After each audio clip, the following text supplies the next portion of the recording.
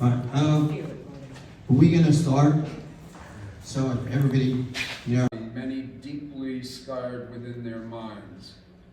And the civilians, the casualties of war, dismissed as collateral damage, not once or twice or thrice removed from war. They witnessed it firsthand, pawns in war games that often others play from a distance. Here are those who know the truths of war, obedient no longer, subservient no more, now speaking out against the war machine. But where is the media to be found? Not here. Here are only words voiced without an audience, only hollow echoes. No one listens. The voice of reason is not heard by those who beat the drums of war. And that is why I say peace cannot last.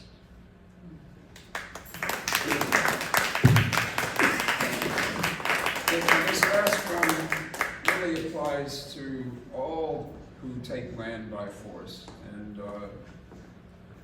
no group is guiltless in this regard. We Americans, those who call ourselves Americans, are here because of wars against others who were here. But I brought it up to date. I wrote this when Trump was president. Let's build that wall. Nothing new, the worst is true. It has always been this way. The hateful things we do, the hateful things we say. We take their land and then proclaim with great conviction, it is ours. Manifest destiny, God-given. Why? Why not? Are we not God's chosen ones, the special few? As for those now living there, not so special. Kick them out, or confine them more and more. Reservations, slow genocide until they are no more. But that's mostly in the past now. Forget the past. We are where we were always meant to be, even if we are among the ones who came in later. We are here now. Pull up the ladder we once climbed, so no one else can use it now. We must be careful who we allow to come in after us, who else is let in, certainly not those whose land we took, those we kicked out. And screen all arriving at ports of entry, allowing in only those most like us. And at our borders, wall them out. Do we not see that it is ourselves we are walling in? And at the urging of the demagogues, let's indulge in xenophobia. Let fear of the other be our greatest fear. And why? Because they are not special like us. Because they are subhuman. Because we have been told they are the cause of all our suffering. Certainly not the fault of the one who leads us, not of those who have exploited us, not of those who would distract us, keep us focused on our fear of the other. And as it all plays out, let's call it nationalism. Yes, let's build that wall to keep them out, but don't stop there. Let's kick out all of those who are so different from ourselves, different in color, race, religion, creed, or culture. Oh, why did we ever let them in? What were we thinking? We must ignore our own history, all that immigrants have done to make this country great. Let's sanctify, purify, expulsion, if not liquidation. Both solutions qualify, but is our memory so short? Does any of this begin to sound familiar? Is this the beginning of the end of the great experiment we call democracy? And is it really all about a wall? Or is it more profound? Is it really about who we are? Thank you.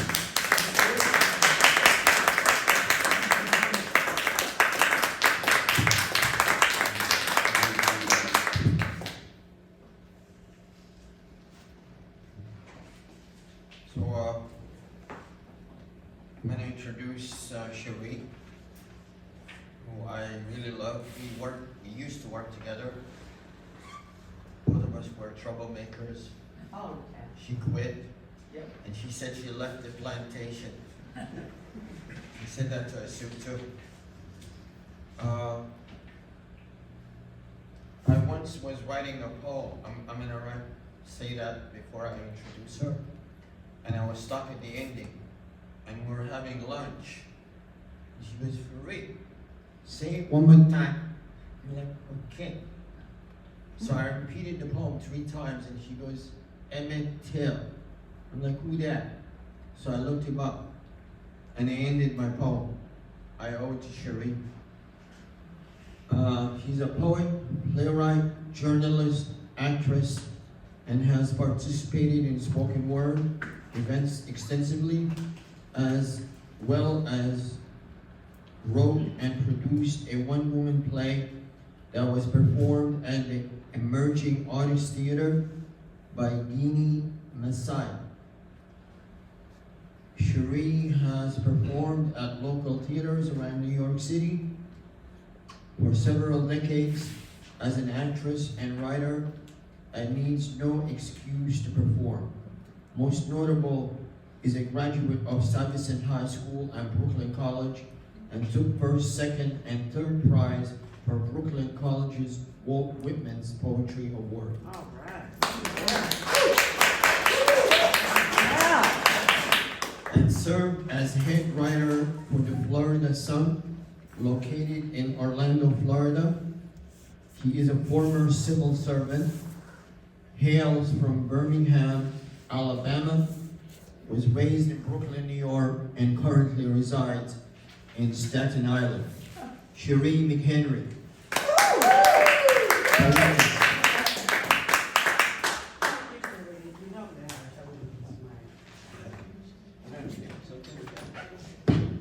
She doesn't need a mic. No, I don't. Okay, so I really want to just ease y'all into this because one of them is a review. Some of you have probably heard it, but Farid said that our theme is going to be basically revolution, you know what I mean, and support for those who are suffering through various locales and the wickedness. So it just made me think of the revolutionaries that I know. So the first poem, of course, is my first revolutionary, my older brother, whom I admire deeply and I will always love forever.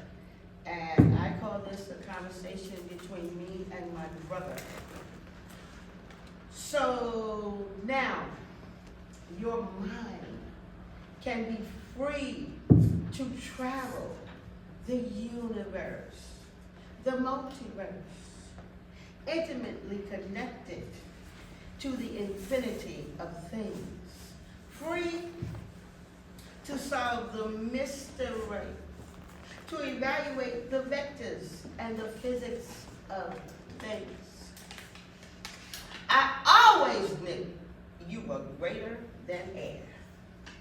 And finally, you can speak to Einstein and show him where the relativity of his theories failed.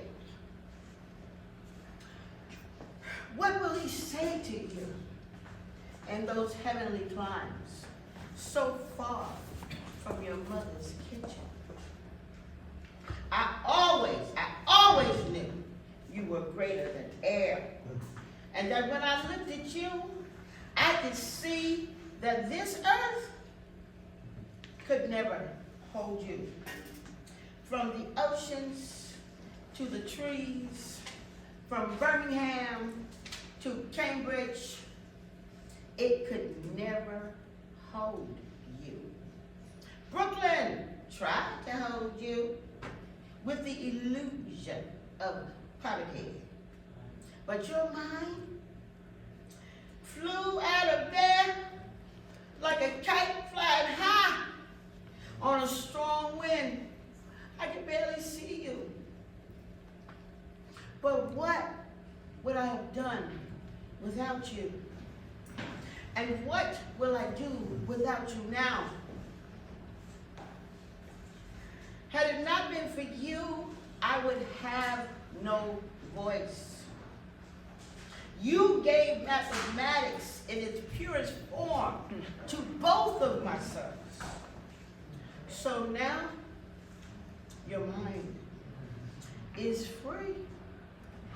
No dialysis, no condescending doctors, no sterile, unsterile tubes, no speaking without speech.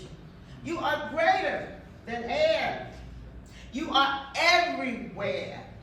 Your mind, your spirit, and your soul, they are free. And you are the first of your mother's children to meet God.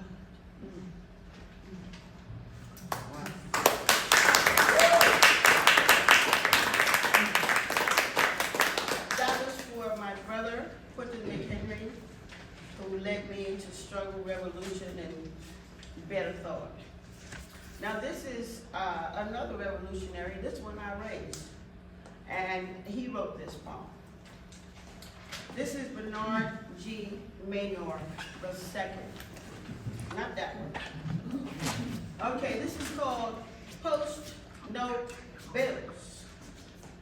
Post Note Bills. Post Note Bills. Is the aroma too strong for you? I told you once, twice, thrice. Post no bills. This ain't no misinterpretation, no idle threat. Tired of polo, tired of hill nigger, tired of conspicuous consumption, running the lives of the poor, tired of these bills. Post no bills.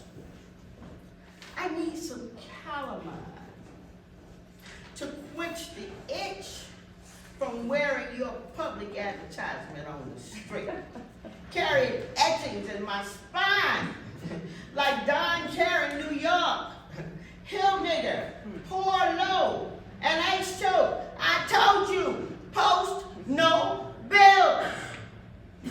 Someone please help my neck, because I'm being lynched by bling bling.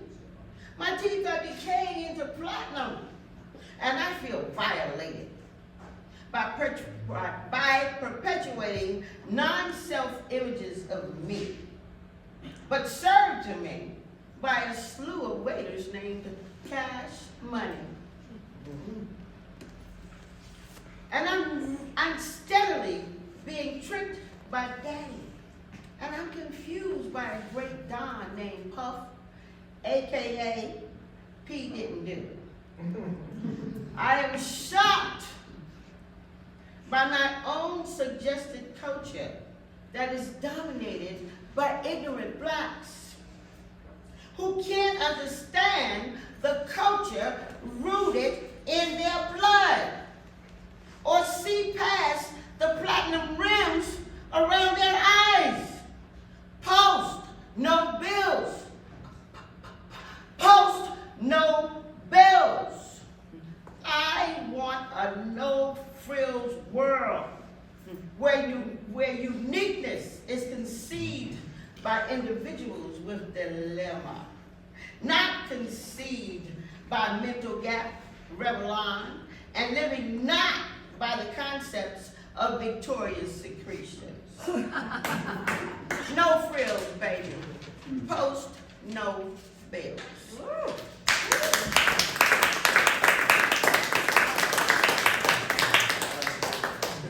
And this is the one that almost took me out of here.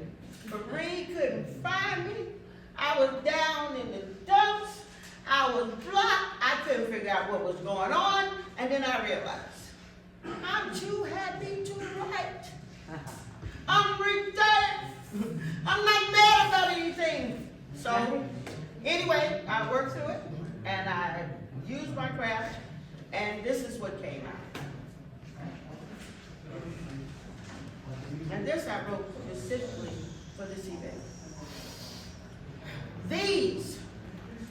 days of wind and thunder, snow-clad strutting skeletons striking poses for cash, standing for hours on Putnam and class, in cheap heels and earrings of glass, talking shit, looking for 12, and selling ass. Is this the new norm? I think I'll pass on that. And on the nights filled with destruction, unoriginal sin, living on air in the pale streets of Brooklyn's den, where food is not your friend, and you just need one more 10 and a banana until then, because 1 minute is the span of your intention. His digit is the aim of your affection. Tell me, my sister, when my brother lays his money down, who is the victim and who is the clown? And Clever Place, where you sit and hide, is where heroes live and die. And our community came alive. It is no accident that you come.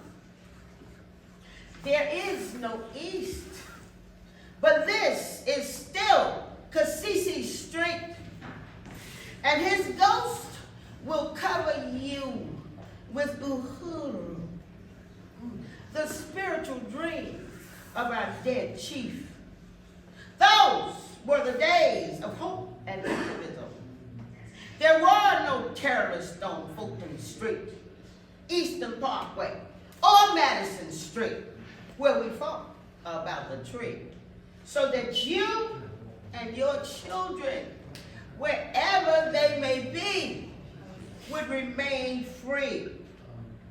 Joanne Chesimard was a freedom fighter and my neighbor. Bed-Stuy to the bone until I died, safe in my backyard until Castro gave her a green card and she became Shakur. I can see those ladies now in the hottest of July at the genesis of the African Street Carnival in their galas and dresses in kente cloth, carrying their babies like African women whom they can no longer recall, while sunrise assures us the second stop is Jupiter. Ooh, yeah. And utopia is not far. Thank you.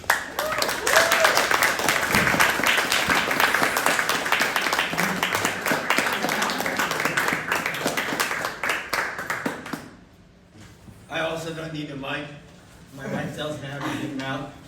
So I'm going to follow my poetess. I hope you're enjoying your time.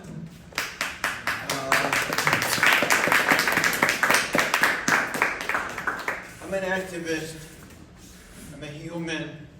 Socrates said, life unexamined is not worth living. I put this gathering and I wanted to put it back in December after the Israelis annihilated Nablus. There was an uprising, a clean uprising in the West Bank. No more Mahmoud Abbas, and no more PLO, and no more this, and no more Hamas, and no more jihad. A new horizon came up. I didn't know about them. They decided to ditch everything, and they formed their own people. And they were in their 20s, and nobody knew them. But Israel took a note to them. They started attacking the settlers and the Israeli soldiers in the West Bank. because the settlers kept attacking the villages. And sure enough, and suddenly they were all over town, and Nablus came out supporting them in the hundreds of thousands. So Israel one day took 5 members in one day, the leader and the 4 others. But life goes on, and the population rose in the West Bank and in Jerusalem and inside of the Green Line. The whole line is our line. Palestine is ours. We don't forget Haifa, Tel Aviv, or the Galil. She's occupied. Lion's Den is a clean group. I support it. I'm not part of it. I made a song. I wrote them. I sent it. I put it on YouTube. I am very proud of a new hope horizon. Unblemished, clean. 50 dead. I salute my brothers. I salute them. Lion's Den. I'm going to bring you Ron Bass, who I've known for many, many years, Mr. Harmonica, and he said ukulele. We've done Cornelia many times. He is the author of Velveta Underground, a collection of star stories published in 2006. His next book, To My 25th Century Biographies, Selected Poetry and Prose 1970 to 2022, will be published by Approximatic Press this spring. Ron Bass.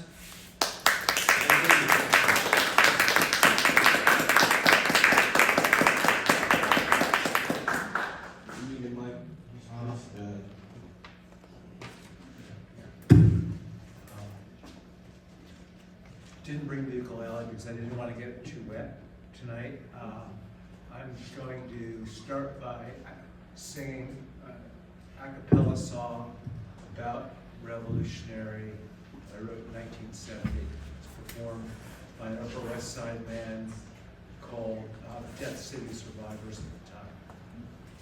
Got my stash right here in my pocket, got a carbine in my hand.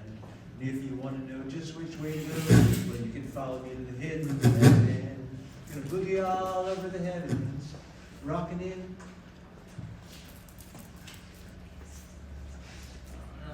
4x4, drop celestial acid 30 times a day. Come running back for more. Then it's down to the train station for a little midnight escapade. We're gonna greet the president's motor car, the red, white, and blue grenade. Then we'll fill our pipes with opium, and we'll stuff our heads with dreams. We're gonna waltz across the great water to the music of their screams. Then we'll break it up and shake it up and open up the portal and all climb in between. Yeah, we'll break it up and shake it up and open up the portal and all climb in between like frogs. Like frogs. Not frogs, there's a hum chair or something. It's a frog. Kind of like close time lyrics. This is more recent one. I'm going to recite this, though I usually sing it play on the ukulele. It's also sort of revolutionary. It's called 3 Months Upon the Bounding Main. She stretched the truth to make it last, a trick she picked up in the souk from merchants of renowned caprice who never even saw her face.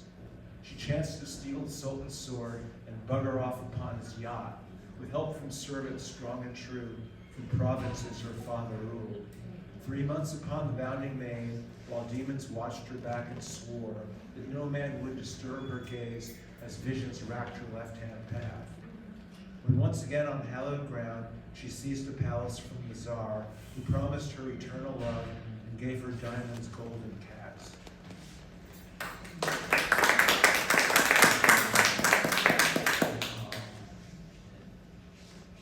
This is free jazz drips from the sky. Those axiomatic spanners conclude pneumatic recitations of panegyrics outside the temple of Pan. Purple finches encircle a tribe of plein air painters, miming calisthenics as the sun turns down its dimmer switch and free jazz drips from the sky. Scraper her knuckles on a violin under construction, the next incarnation of Mata Hari, 2 steps across the barroom floor and downs a triple shot of tequila. When will avatars and imitations of those interstellar deities we all know and love deign to show their faces to everyday people dressed in their finery?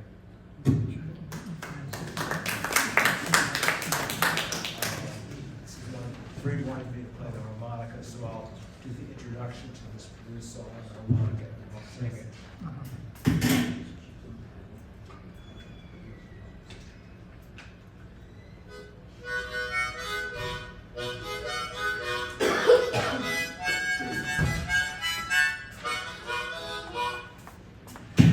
The title is Satan Shine My Shoes.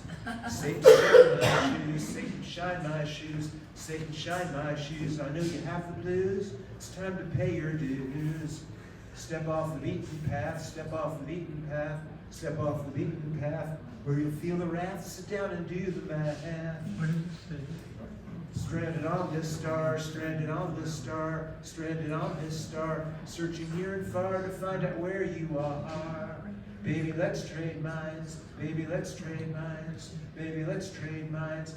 Time to raise the blinds as the night unwinds. Satan, shine my shoes, Satan, shine my shoes, Satan, shine my shoes. I know you have the blues, it's time to pay your dues. Yeah.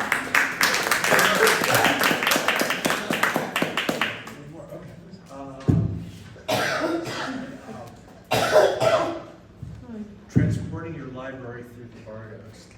Most people are stumped when they're confronted with the age-old question, why am I here? But you are not. When asked to respond to this old chestnut, you immediately blurt out, I'm here on a book binding.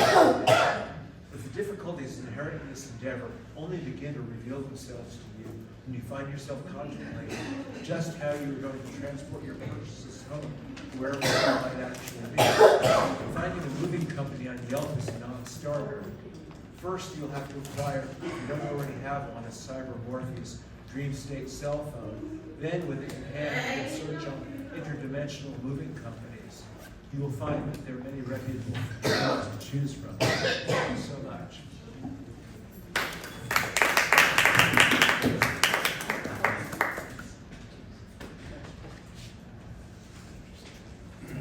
I'm going to introduce you Russ Green.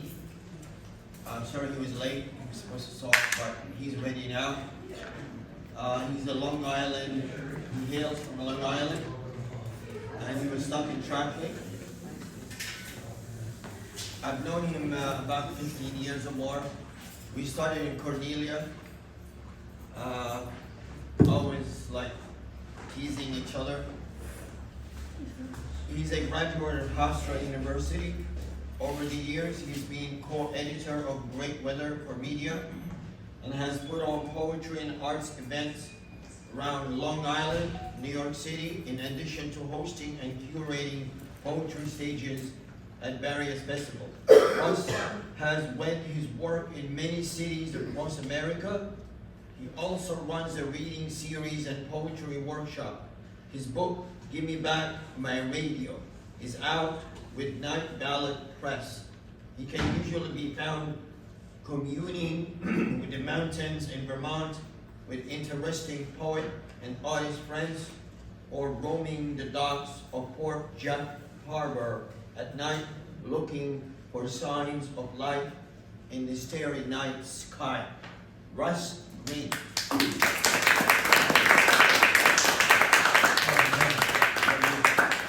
You need a mic, you can put it here.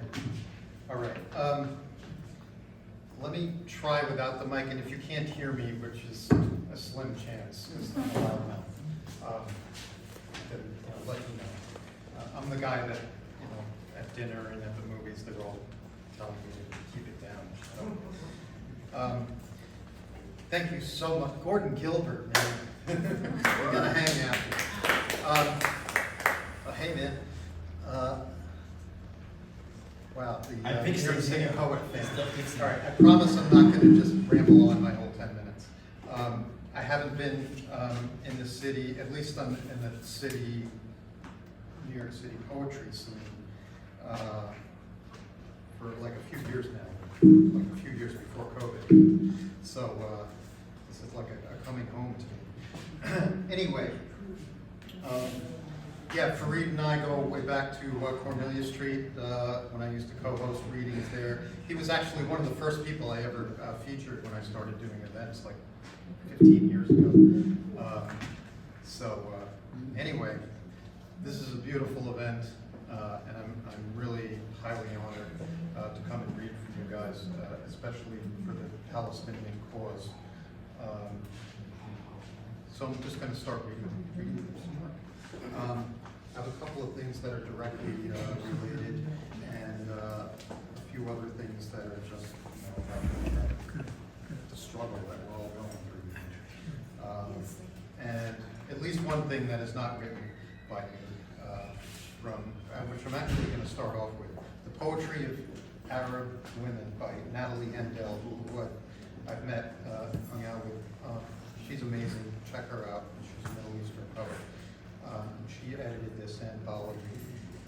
Highly recommended. So I brought my reading glasses just in case I had a problem seeing because I'm an old fly.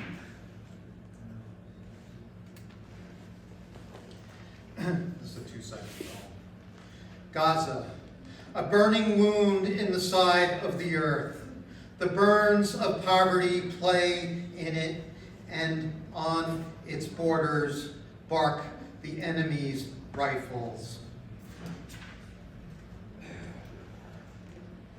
That is by Munia Samara. All right.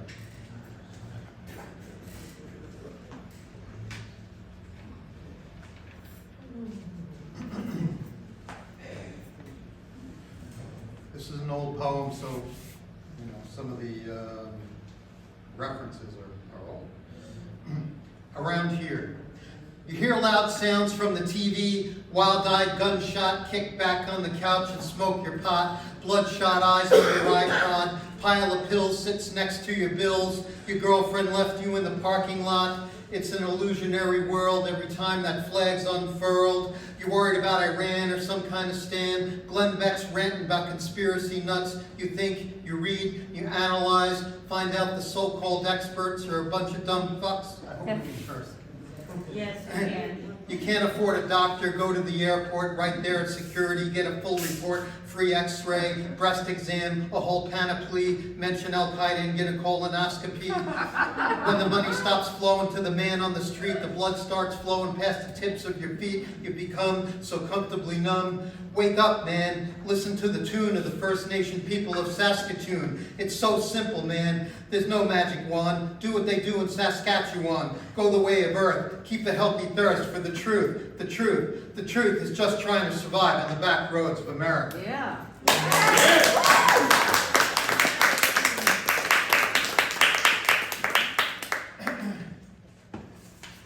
We've lost a lot of great people very, very recently. But this was one we lost way back in 1980. And I don't think it was a lone gunman group, but we can have that conversation later. But he was one of our last real genuine, at least famous, kind of progenitors of peace. Although there are many of us, many people living a life of peace, carrying the message among us. Last great American lover. 30 years since our guru, I should mention this was written in 2010, it's relevant.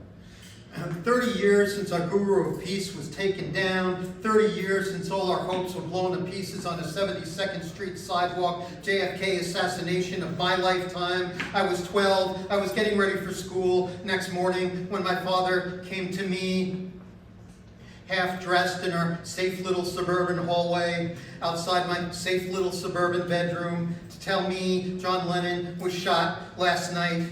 Checks signed from Yoko, still sitting on his desk from tree work done on their Laurel Hollow property. Man of passion, man of power, power to heal a war-torn American psyche, power to the people to wage peace upon the world. I stand here now in this park among thousands in this year 2010. They've come to echo the yearning of America to have someone, anyone, to believe in again in this Obama nation of false messiahs. Last great leader of the working man and woman, last great American lover, lover of the wrongly accused, abused, John Sinclair, sprung from jail and made the news, lover of the ugly, lover of the lovely, lover of all things Yoko, lover of New York City. John Lennon believed in New York City when no one believed in New York City. Crime-ridden stoner city of the 70s, hero of everything America knows it can be. Again, hero of the unsung corners of Whitman's I Hear America Singing, the mechanics and carpenters singing, give me some truth. The delicious singing of mothers and young wives, all you need is love. I feel alone among the crowd, thinking of Election Day, thinking of legalized mass murder served up on a star-spangled silver platter, tortured to perfection, your choice, Afghani or Iraqi style. I'm thinking of economic implosion, 9/11 planned implosion. Implosion of morality, spirituality, wondering where's our John Lennon of today? Who will imagine a country with no foreclosures? Imagine politicians with something on their mind other than Oval Office, cigar, sex, Wall Street, screw the working people while I have my big bonus orgasm and let the poets and paupers clean up after me mentality. I'm going to sing now, brace yourselves. I hope one day we'll stand up and foreclose on the White House for one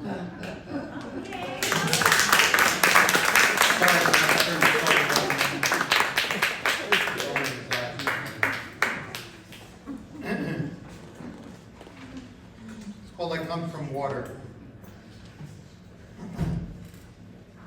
I come from expanse of rippling through history, effigies of wave dances flow together and end mid-page, before commas were added, before currency of time was paid, before the ferry could deliver my explanations. I come from mountains, hard granite longing, spires of earth striking opposed, stopping clouds in their tracks. The valleys know what's afoot on those high peaks, and they want in on the action. I come from trickle-down waterfalls and the tiny brooks where plankton describes what it's like to be food for infinitesimal fish in the middle of a world crisis. I come from the harbor that held me close, protected me all these years from tyrannical sands outside the inlet, seaweed shredded from millennia of oligarchical hurricanes. I come from you, the hard-headed patriarch, descended authoritarian, you genocidal forefathers, broken seashells rotting under emerald lawns, under guilty gravestones. I come from pharmaceuticals of precious polluted island aquifer, deforested ranges, you, indefatigable you. Consistent, unrelenting, soulless loser on the moral arc. The universe refuses you and sends me stardust. I spread her like ashes among the evergreens, and she recedes into the incoming tides of tomorrow like a new bride throwing a bouquet to no one. One more. So this I wrote specifically for tonight. It's kind of a work in progress.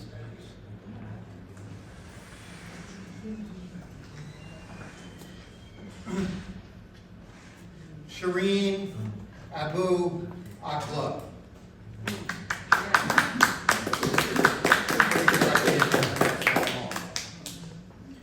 Her press vest on, helmet on, Jenin refugee camp, Israeli attack. She shot footage. She looked genocide in the face and got shot in the face for looking genocide in the face. Remember her face. Remember her name. Shireen Abu Akleh, legendary Palestinian-American Al Jazeera reporter.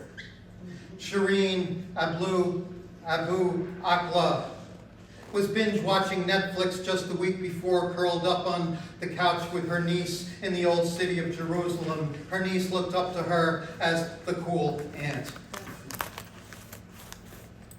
Israeli police in riot gear beat the pallbearers carrying the casket of Shireen Abu Akleh. Jen Psaki said the Biden administration is, quote, deeply disturbed by the attack on Shireen Abu Akleh's funeral procession. Jen Psaki said the administration, quote, will provide assistance if needed. Thanks, Jen Psaki. I'm sure the family of Shireen Abu Akleh feels better now. Secretary of State Anthony Blinken visited Israel shortly after the assassination. He did not meet with the family of Shireen Abu Akleh. Arab News is the publication. Arab News headline. British musician Roger Waters this week paid tribute to the late Palestinian journalist Shireen Abu Akleh during his New York concert. The journalist's name appeared on the concert's screens with the words, her crime, being Palestinian. Her punishment, death. Thank you.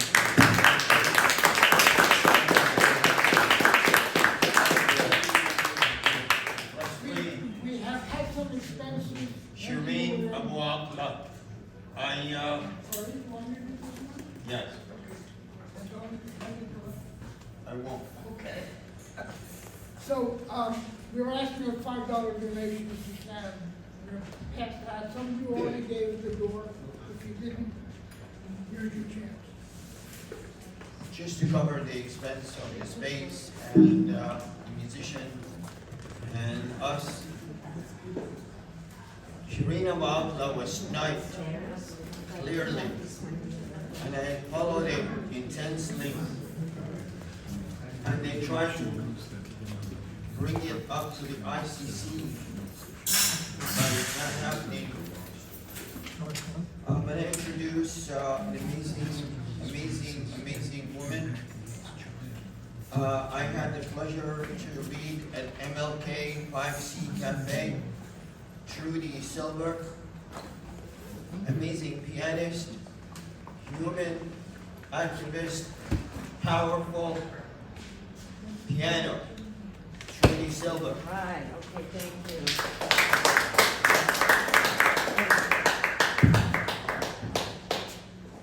I'm so glad that Shireen Abu Akleh is being honored tonight.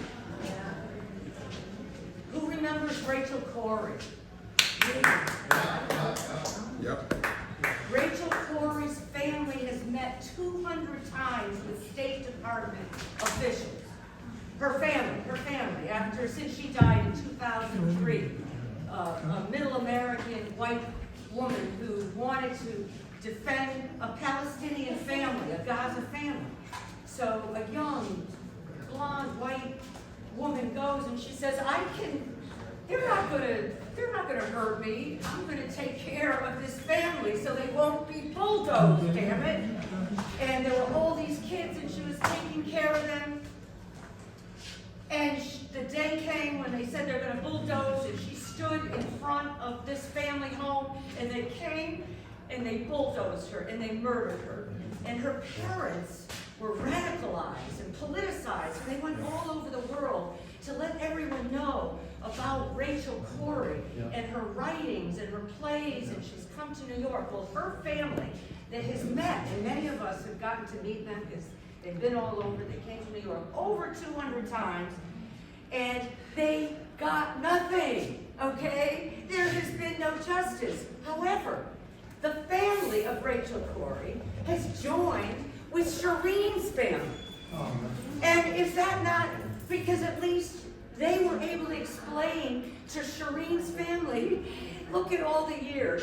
Please, it's hard to be optimistic, but many of us, it's irrational, it's illogical, but we don't give up. We don't give up. We're in the streets. We're doing this. We're not forgetting.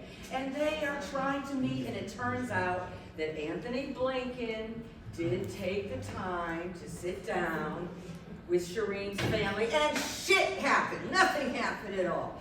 So that's what we're dealing with. And those of you in New York that feel this strongly, for over 7 years, we have been at Union Square, Women in Black, and we have our banners, and we educate people about Gaza, and we follow the tradition of those original women who did this in Israel. Imagine what they put up with in Israel when they're saying, yes, you're ruining, you're murdering Palestinians, we gotta stand up. So we're following that tradition. It's every Thursday.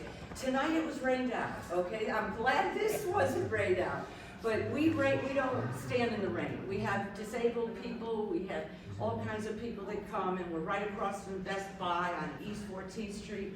And please join us, because that's one of the many things we do. And then we have an anti-war vigil at Union Square that we've been also having for 7 years, 11 o'clock on Saturday. All right, Trudy has spoken.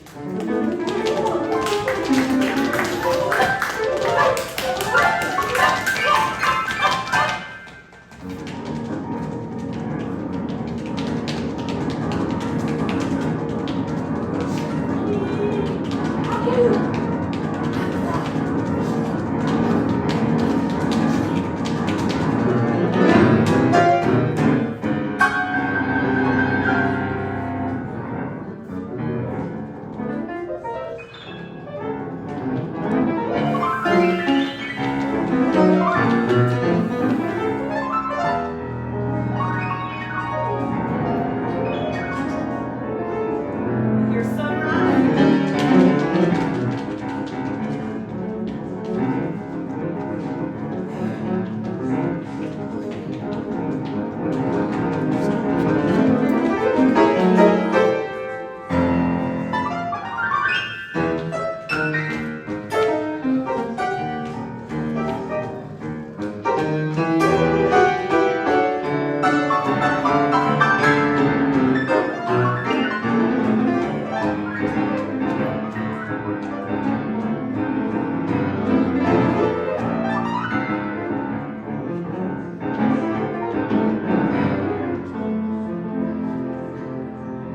The United States boasts the world's highest incarceration rate.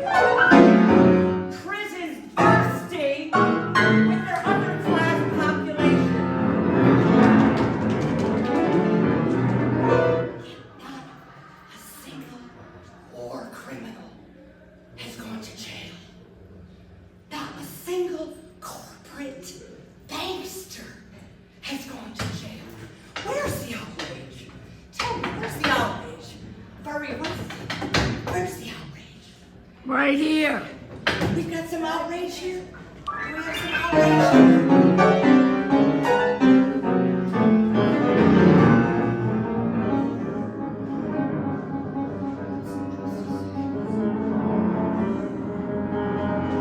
Time in human history has a government spent so much to prop up an economic order, yet the general population faces grotesque income inequality, poverty, homelessness, foreclosures, no medical care. Where's the outrage? We've got some rage here.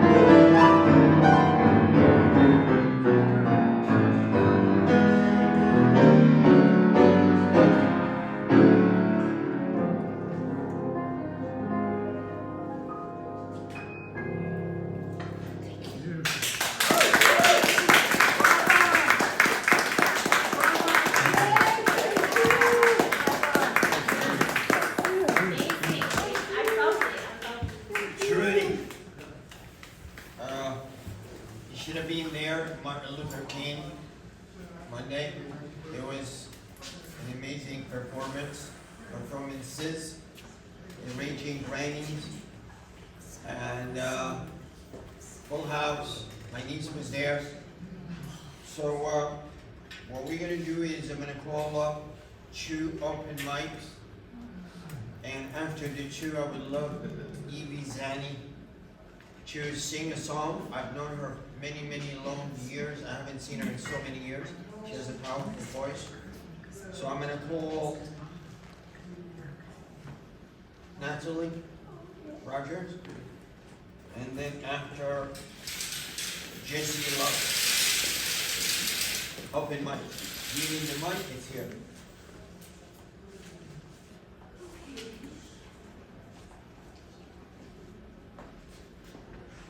I hope everybody is enjoying their time. Steve said 2 minutes. 2 minutes.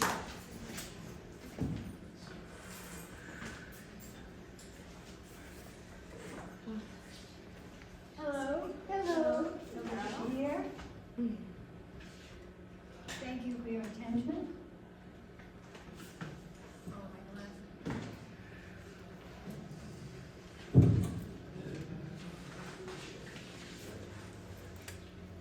This is for all the old women in the audience. Old women, here we are, proud to be old. To be here. Who knows what an old woman does? Who knows what an old woman does? After the last saucer is washed and put away, the towel folded, the last kiss placed upon the row of kisses at the end of her letter. Who knows? Who sees the ruptured shards of heart, subtle splinters from rebuffs, unnoticed? And anyway, does it really matter about an old woman and her broken heart?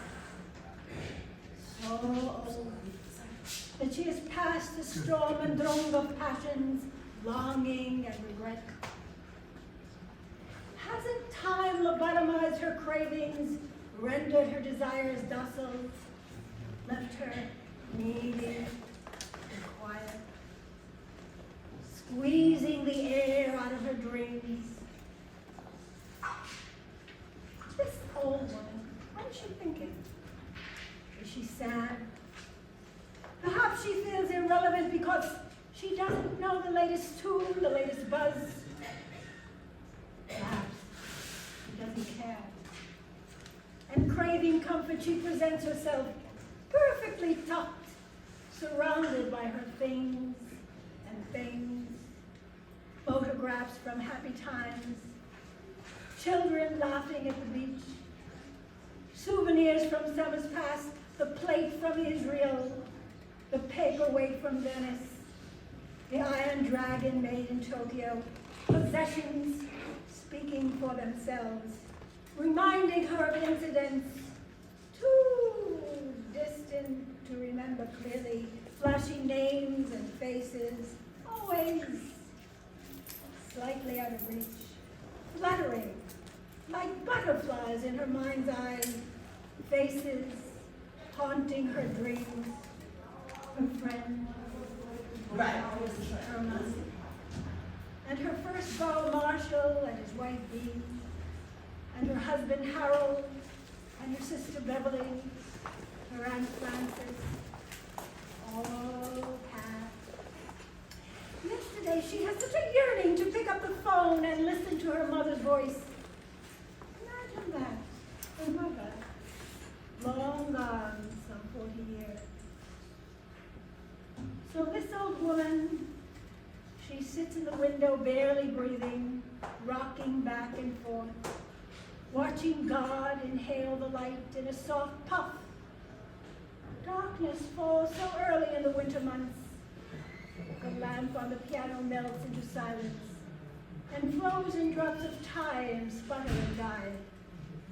After each breath, another moment, lost, and another and another. And everywhere she looks, metaphors abound. Only this morning she saw a stick abandoned in a yard, a stick that once was part of a table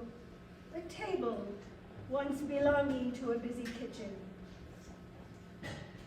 She knows, with no alternatives, a ticking clock, a halting gate.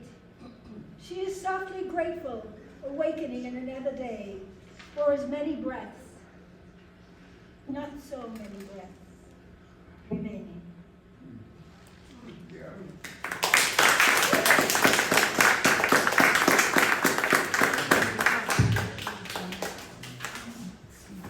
And now, his son, JC Love, and he's eating, but he's gonna come up. 2 minutes. 2 minutes. So after him, we're gonna do a song, and then we're gonna have a jam, a little bit jam, break. Congas, bongos, harmonica, and percussion, and piano. Where's Trudy?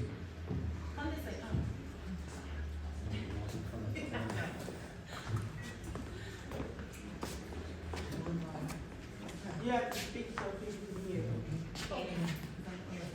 Hello, I want to say thank you so much for allowing my mom and I to be here, and lights off. Oh, thank you. Never felt so tough life. Oh, no. Oh, I see. Mic check, 1, 2, no, still not. I can't hear you. Turn the red to green by pressing on the. Ah, green. Hello? Use your diaphragm. Okay, I got you. I just want that. Thank you. Just scream everything. Now the mic wants to come on and make noise for no reason. Maybe because it's angry too. See, that's the thing about anger. It's so easy to be angry at everyone and everything. Trust me, I know I'm a black man with dreadlocks. But love is the way. I know. Oh, here we go. Oh, here we go. Oh, now we go. Oh, hey. Diaphragm. You gotta love technology. I think it's good now. Is it good? Okay, it's good. Thank you. Back a little bit. Back a little bit. So, even though that anger is easy to fall into, love is the way. Love will give you peace. Love will give you happiness. Though it may seem and look like it's sorrow and pain, it's just hate trying to mask the truth of the power of love. Keep love in your heart and do not stop. Care for everyone, even your enemies, and forgive everyone. And you will find joy through all your life. Have a blessed one. King Zai. Goodbye.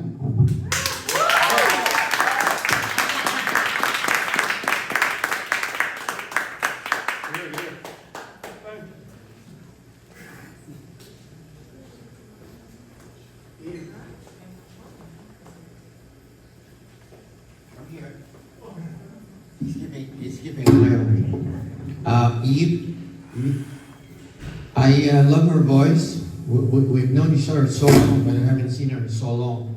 So I asked her to sing a song. So she said yes. Yes, thank you.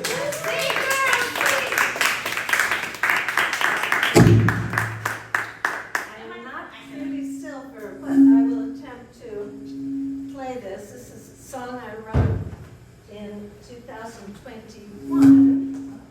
So you will notice that it's, I was desperately hopeful.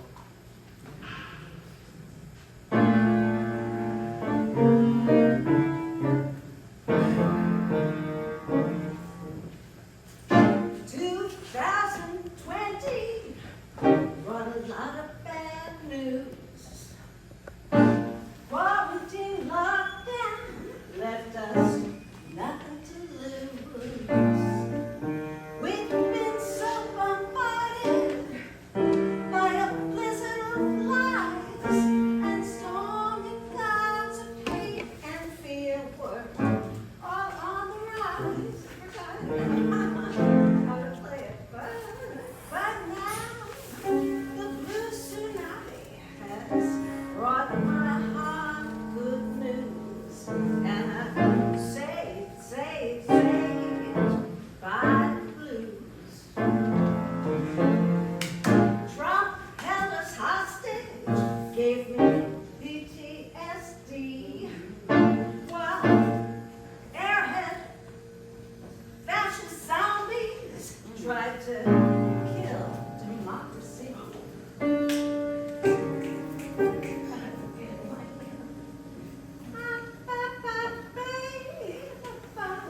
Kindness and compassion have almost gone away till the blue tsunami came to save the day.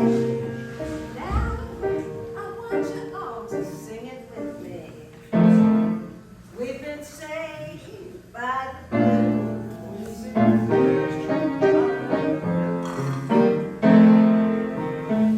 My mama always told me, treat this world with care. Practice love thy neighbor, and don't forget to share. But if they call you socialist in the land of the free, tell them the blue tsunami's brought a new harmony.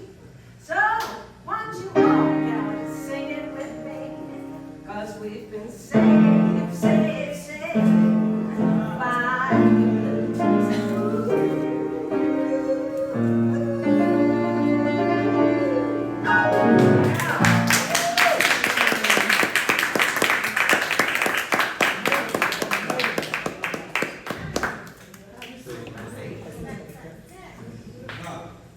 Thank you. We're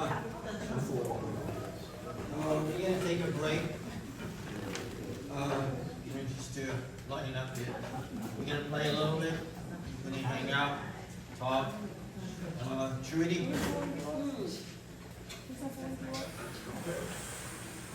We're missing guitarists, but we didn't show up. I mean, this is Garcia, Jerry Garcia. My nephew. Ron, you met Ron, and Trudy.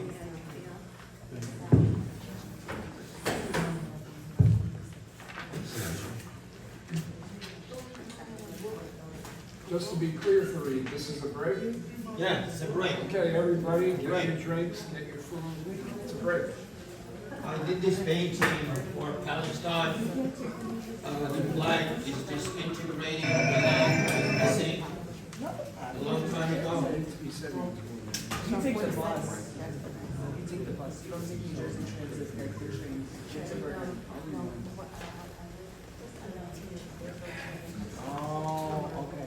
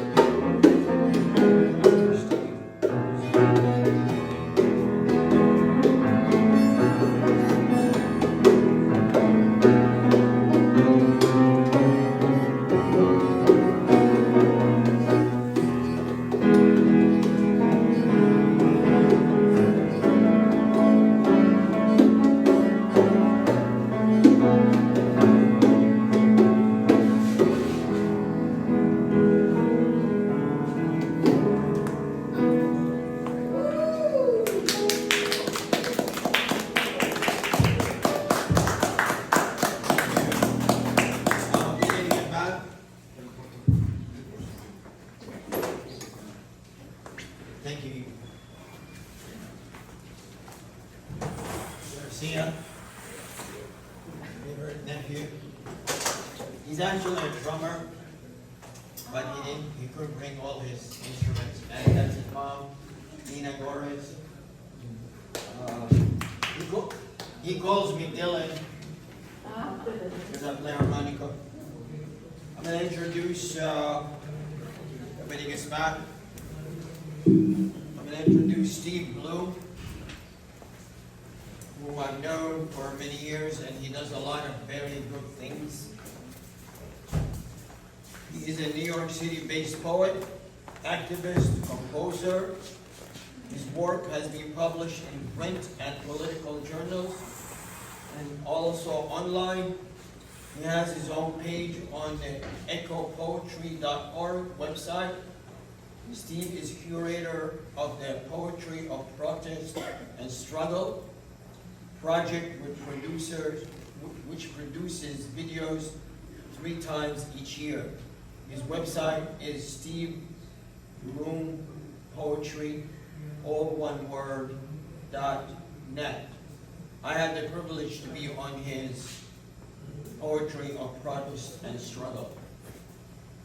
I introduce you, Steve Blue.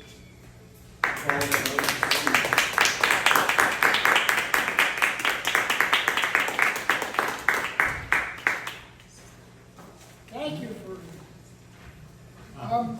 this first poem, do I need this, can you hear me without the mic? Yes. Okay, I'll do it without the mic. This first poem is brand new, being done here for the first time. It actually was inspired by a little poem I got from a friend of mine, a fellow poet who lives in Boise, Idaho. Her name is Edna Shokat. She's an Israeli expatriate. And recent events inspired her to write something, which I took off from with her permission, using some of her words. Agnus Dei. Agnus Dei, Fritomus Peccata Mundi, Miserere Nobis, Lamb of God, who takes away the sins of the world, have mercy upon us. O newborn Lamb, but this time you are not the Lamb of God. No, this time you are merely the lamb of a young shepherd, tending his flock on the hills of Hebron, born on this spring day in 2007.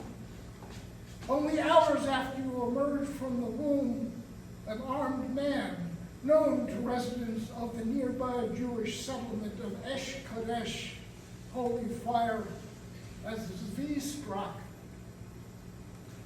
enters your life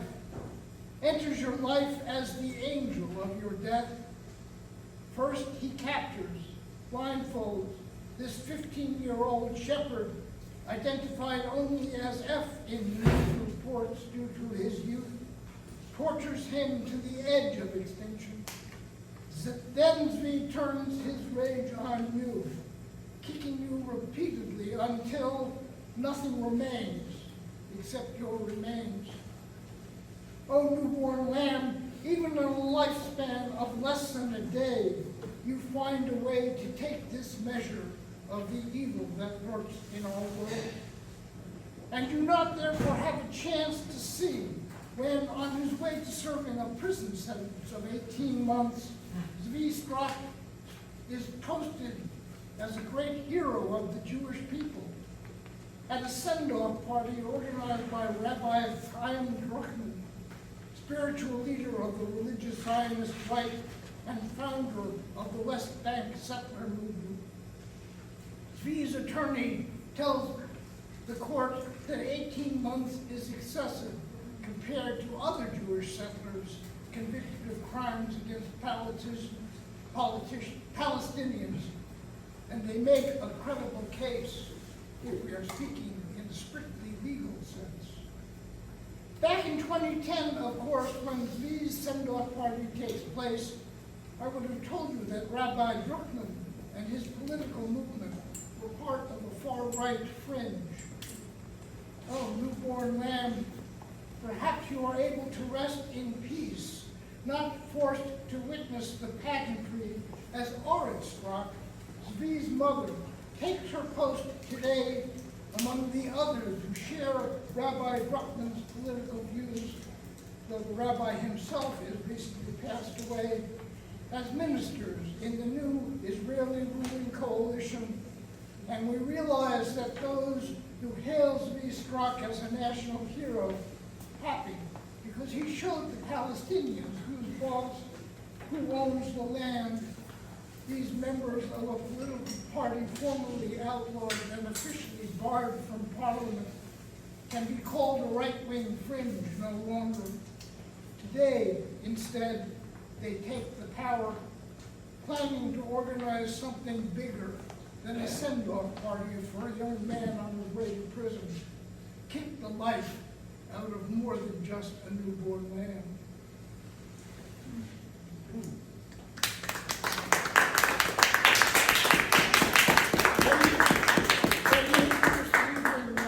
Fareed mentioned the rain. Here's a poem with a little take on the rain called City Life. When the water puddles on the concrete, filling up your sewers, you turn an umbrella to the sky in self-defense, discuss endlessly with anyone who is willing to listen how bad the weather is today. When the water soaks into the earth, filling up streams and lakes, the Lakota mother, living on her sacred land, turns her face to the sky, smiles at the rain, which brings water, the source of all life, blessing her children, all of their relations. I cannot say that this difference answers each and every one of the questions you have been asking yourself about what's wrong with your life, but it might be someplace for you to begin your search. The Angry Bull Steakhouse. I spy it by the roadside as I drive through Ohio, headed east. At last, I tell myself, a restaurant with an honest name. I had never quite understood a chirping chicken or a laughing pig. You can, I guess, fool all of the animals some of the time. And you can even fool some of the animals all of the time. But you cannot fool all of the animals all of the time.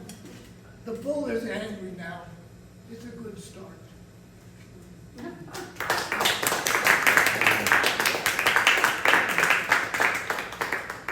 Mrs. Coy. The National Wildlife Refuge is named for this indigenous people of what is now northern Vermont. The park attendant notices a paper cup filled with wildflowers hanging from my passenger side window. She is not indigenous. Her complexion very much the same as mine.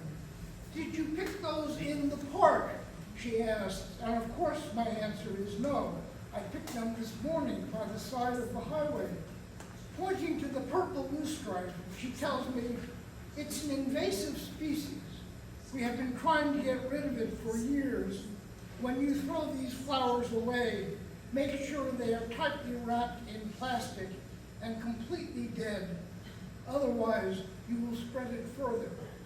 I promise to abide by her instruction. Later, after I finish the 1 mile discovery trail, which begins and ends at the parking lot, I think of something else I might have said, wonder how she would have responded. White people are an invasive species too. How many years do you think it will take us to get rid of them?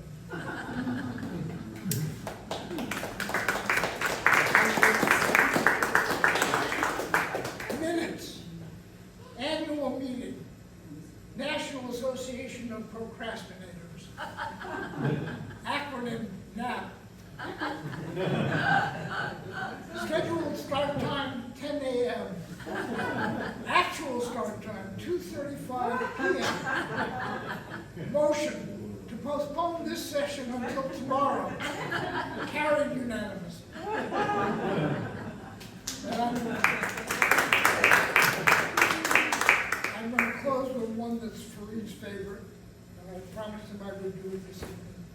called New Year, Gaza, 2008, 2009. Call out the names of the dead so that we may mourn. Call out the names of the dead. Call out the names of their killers so that we may rage as we mourn. Call out the names of their killers. Call out the names of those who march in protest so that we may give thanks as we rage and mourn. Call out the names of those who march in protest. Call out the names peace, justice, freedom, Palestine, so that we may hope as we give thanks, rage, and mourn. Call out the names peace, justice, freedom, Palestine. And when the time has come to call out the names of all those who remain silent as we are calling out these names, let us pray that yours will not be among them.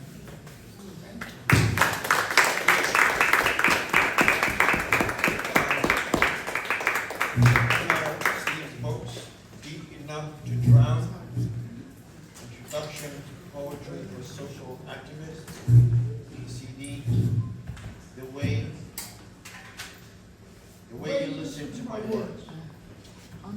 For the sake of time, I'm going to call two Michaels, and then we get a New Testament, and then Jackie is going to introduce her. First, we're going to read it all. Linda Morales Caballero.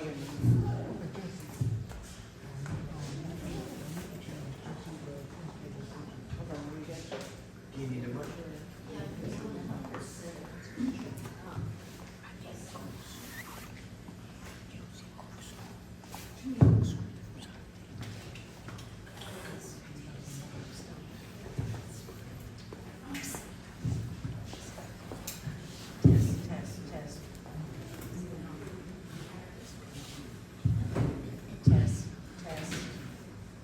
Check. Do we have the name? It's on. Check. Check. Is it green or red? It's green, yeah. I've used it many times. Yeah. Can we just touch the volume slightly? Test. So this is the sweet spot. A hand's breadth away, and just Thank you so much. I thank especially Gordon Gilbert. This is the reason why I'm here.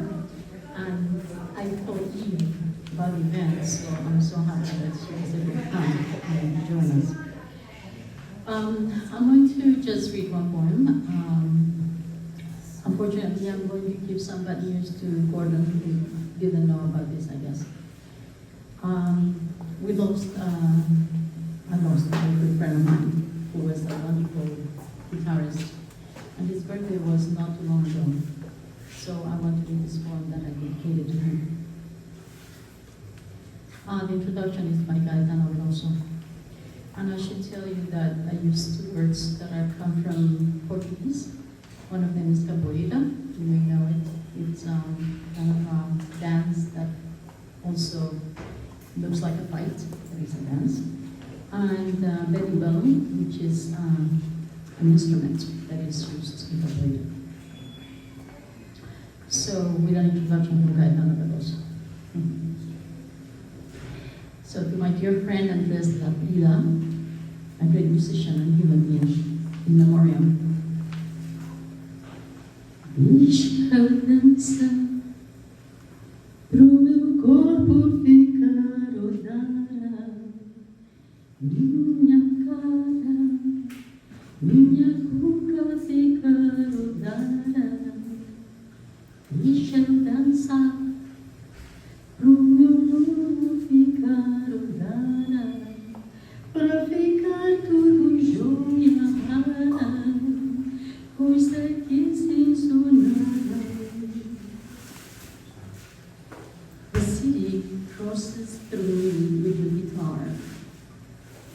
the berimbau in my chest, fights capoeiras with your discreet hands.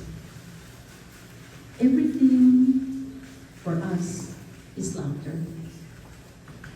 Even my festive tears, my wood resonance, my bare feet in the sand of your memory. Deixa eu dançar pra meu mundo ficar rodada, minha cara, minha cuca ficar rodada. Deixa eu dançar. Thank you so much.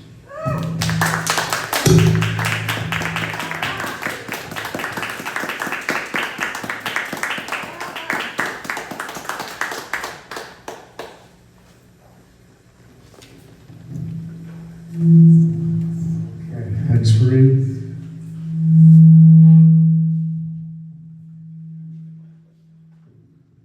All right. I like that. It's still on? Yes, it is. Okay. My God is bigger than your God. My weapons are bigger than your weapons, because my God is bigger than your God. My country is wealthier than your country, because my weapons are bigger than your weapons. My God is bigger than your God, because my country is wealthier than your country.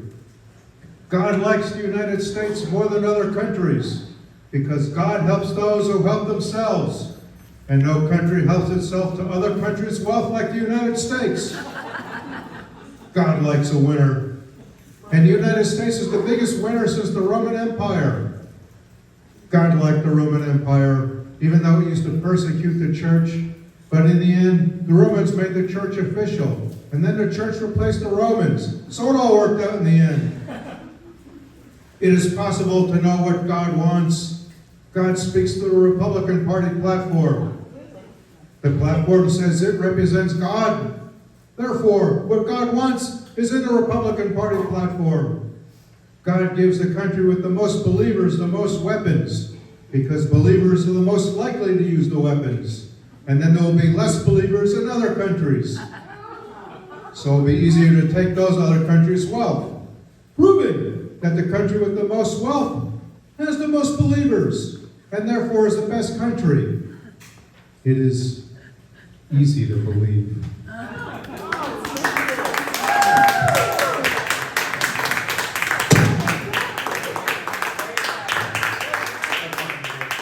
So Gordon, Steve, and Jackie, and Sharik, where's Sharik? We're gonna do a piece called Testament. My older brother wrote this, and it was not an easy piece. I found a page, and then I sent an email to my brother, and he said it's much longer than you think. And he wrote it a long time ago in Arabic. But he didn't want to be here because it's too painful. So I'm going to introduce it fast. It's about 5 voices. Gordon, you want to come up? Sharik? Yeah, I got time on Ross? I'm working on it. We're going to read 5 voices. Musira, Amina, Saeed, Baruch, and Kay. I translated the piece. I edited the piece, and Mahmoud wrote the words, and he told me it's my baby, it's my family's pain for a very long time. And we carry that pain for 40, 50 years now. And Israel owes us reparations. It owes every Palestinian family reparations. They talk about their Holocaust, but they don't talk about what they do to other people. So this is testament. The characters are going to be shown on the screen. The characters will be shown on the screen in the beginning, and then we have images that, Steve, I think we can use that. Put it in the front. Oh, okay. So we won't use it. Then there'll be images relating to the massacres in Palestine, along with art by Fareed and myself.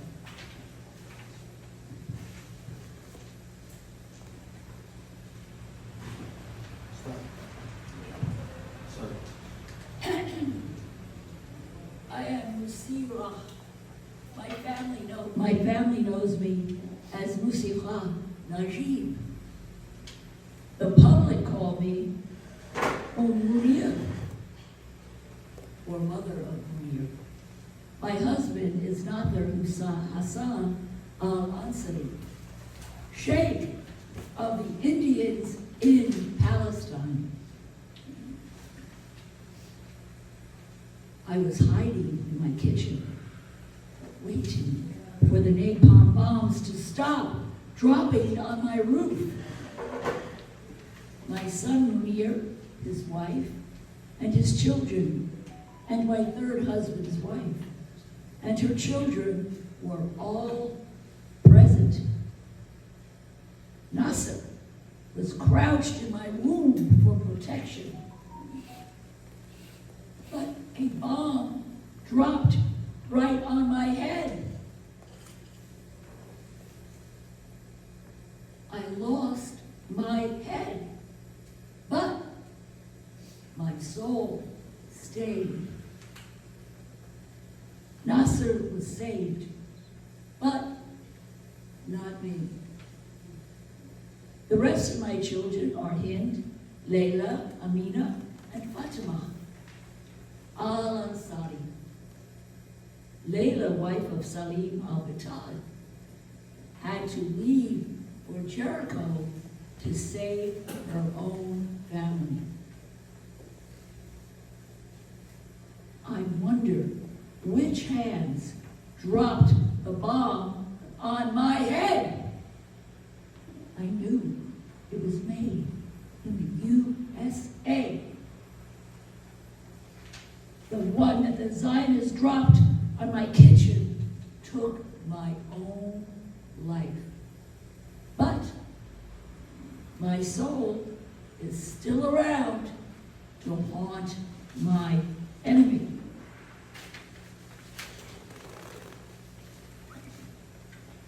I will settle. Write it down.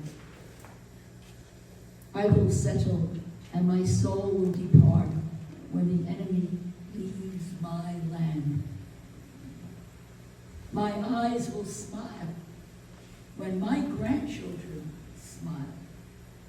My heart will be content when my enemy's grandchildren shake hands with my grandchildren. Amina. I am Amina Nada Hassan al-Jani. My children are Saeed, Ahmad, and Manal. I am holding my husband in my arms. He is full of shrapnel from the bomb that just fell on my house. And I had to drag him to safety. While I was pulling him, a napalm bomb made holes in my body. And I fell, and my body was burned. It was one of the 20 bombs dropped on my family's compound in the Indian hospice, made by Americans and dropped by Zionists on my beloved bones. My body is gone, but my soul is still around. My red eyelashes are gone, so I slept. But my soul will not rest until I finish combing my niece's hair. Gusan, the daughter of Layla, my sister, who left for Jericho to save her own family. I am still holding her in my arms. I still dream about the ones who slaughtered my son and my brother-in-law, Maruf.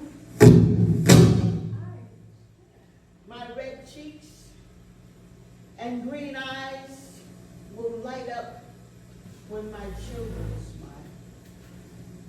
smile. I will ululate when my grandchildren sing with the grandchildren of my killers. Saeed, Saeed, write it down. My name is Saeed Hamadi Al-Dejani. My mother is Amanaya, and my grandmother is Musira. My aunt is Lila, Fatima, and Hind. I am firstborn son to my family, just like Mahmud to his family of Salam and Lila.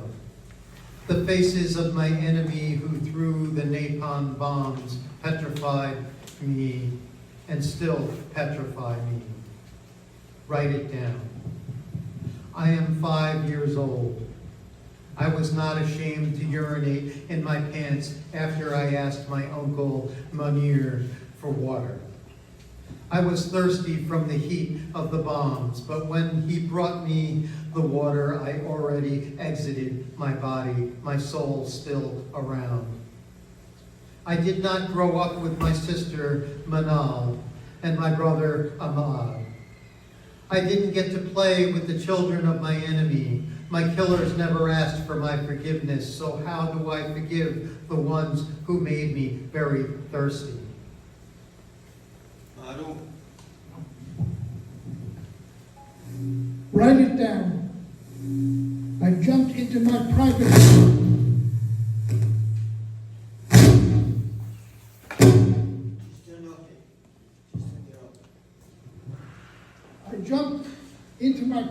car with my wife to drive to my house for safety on Mount Olives. Just upon reaching the museum across from the old city of Jerusalem, a bullet pierced the back of my car and landed in my chest. I cried from the pain and had to pull over. My wife had placed her hand on my chest to stop the bleeding, but it was too late. My body had exited, but my soul lingered and traveled to find out the sniper who shot me from the top of the museum. Write it down. My soul also traveled all over the land to witness more atrocities by the Israeli soldiers, killing many more civilians in Jerusalem and beyond. I left behind my wife, my son Canaan, and Rana, my daughter. They grew up without me. I miss them terribly. I hope to smile one day when Canaan and Rana's children are allowed to play with the grandchildren of my killers. Okay. Write it down. My name is Kayed. I am a Bitar. My brothers are Salim and Ibrahim. My sister is Faiza, and my mother is Kasun. My half-brother is Maruf, the one who got shot in his car. I enlisted with the resistance to save my Palestine. I smuggled 2 guns from across the border and hid them for years until I was caught by a snitch who I thought was my friend. His name was Isaac Mualem, an Iraqi Jew who turned out to be working with the Mossad. I served 12 years in the Israelis' jails. They tortured me and broke my back. They released me, but I did not survive too long. And I was buried across from the Dome of the Rock. Write it down. I left behind 4 children and my Armenian wife. My brother Salim donated one of his houses to live in it for free, rent-free. I wonder if peace is ever going to materialize in my children's or my grandchildren's time. Write it down.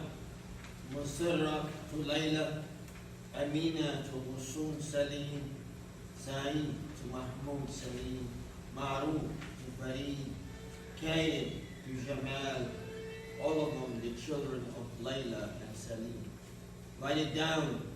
How did I know their stories? How did they get massacred?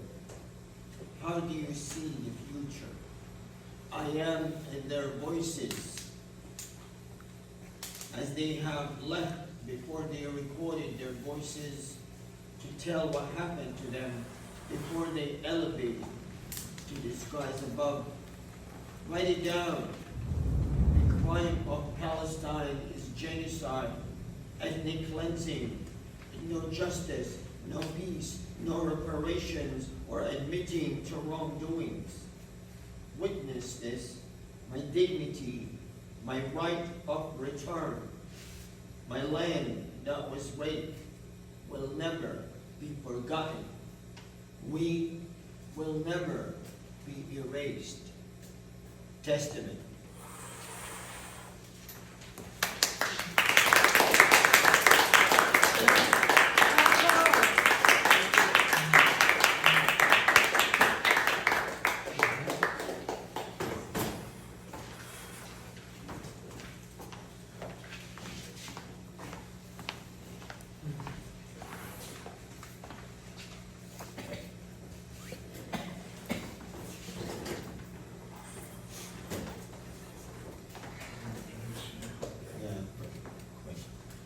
I have the honor of introducing Fareed Batar.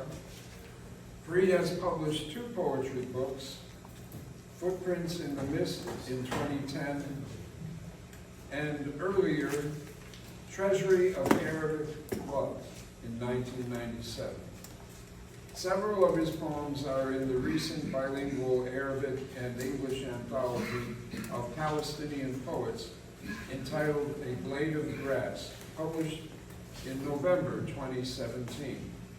Fareed has also recorded 2 music CDs in the studios in 2009 and 2011, Fatouche and Shutak. So please welcome Fareed Batar. And for the sake of time, I'm just not going to read as many poems as I thought I would, because I want to introduce Jackie, who was in Hebron and did an amazing documentary, because they're evacuating villages as we speak to make room for other. They always say it's for military training, and suddenly a settlement pops up. So I'm going to open with Fadwa Tuqan, who is the mother of the Palestinian poetry, who Mahmoud Darwish called her the mother of the Palestinian poetry. And he sat under her knees and she wrote the poetry. Eulogy. Enough for me to die on her and be buried in her, and under her earth I melt and perish and resurrect a grass on her land and send her a flower a child will pick, a child raised in her land. Earth, grass, and a flower. Fadwa Tuqan, 1917, 2003. I've read many of her books. I'm going to read Foot Soldier is a dedication to Darin Tatur, which I was in Haifa to read with her in her house with my editor for Blade of Grass, because next day she was going to court to be sent to prison for writing a poem. Resist my people, or resist them. She actually was sentenced for 2 more years. And when I hugged her, I was crying, And she said, don't worry about it, I will be out.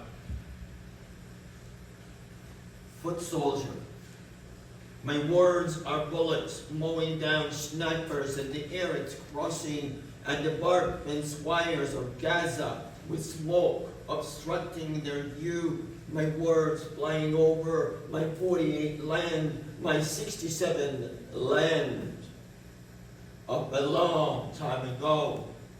Landing on trees, landing on fields of wheat. My words are detrimental to my enemy. I always speak the truth at the border, at Ben Gurion Airport, while they're handcuffing me, while I'm in a metal chamber, taking my skin out. Nothing will stop me except a bullet from the IDF soldier.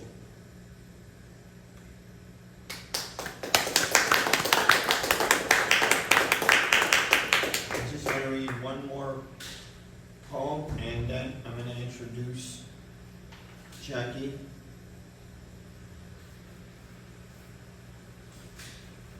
Uprooted Trees.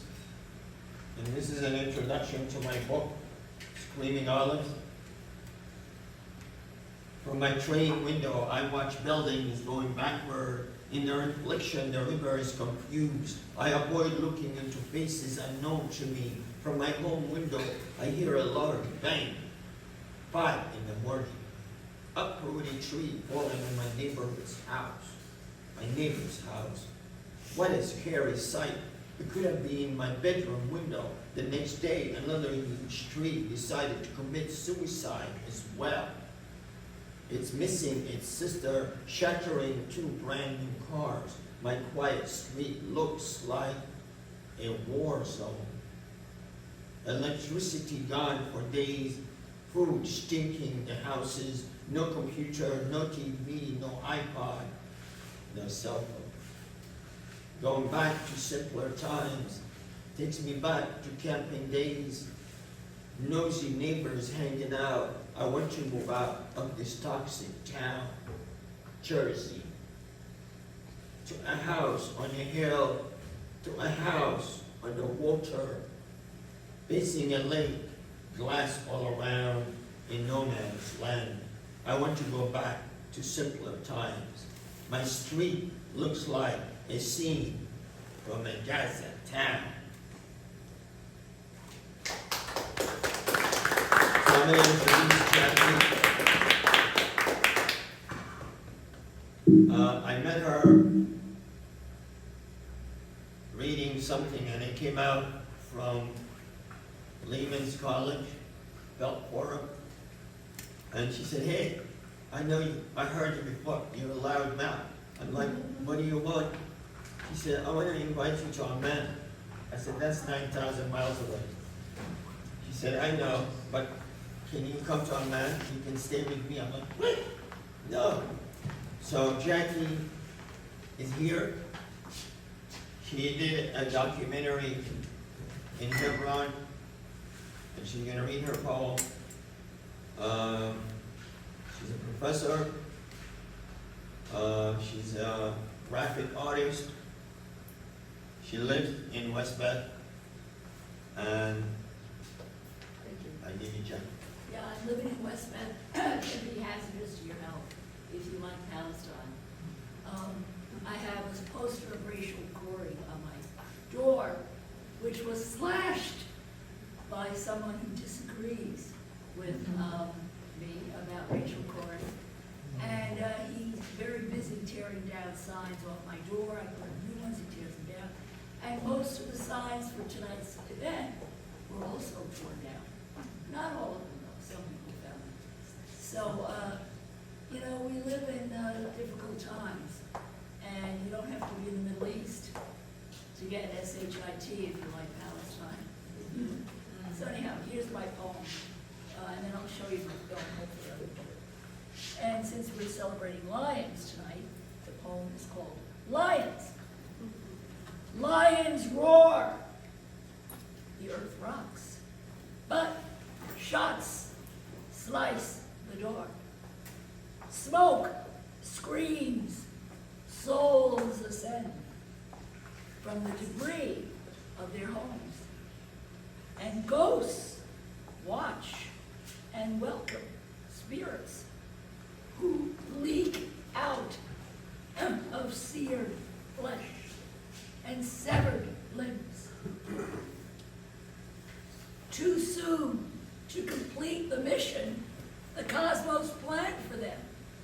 A doctor, a lawyer, a singer, an artist, an engineer, a cook, a builder, a farmer, whose skills would transform our world with healing and love.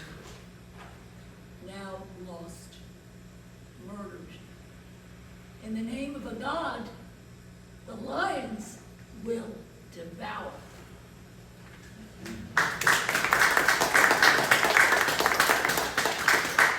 So last summer I was in Hebron, and it's a terrifying, terrible experience to go through, and I took a lot of videos and interviews. So I'm going to show you now a short film from Hebron.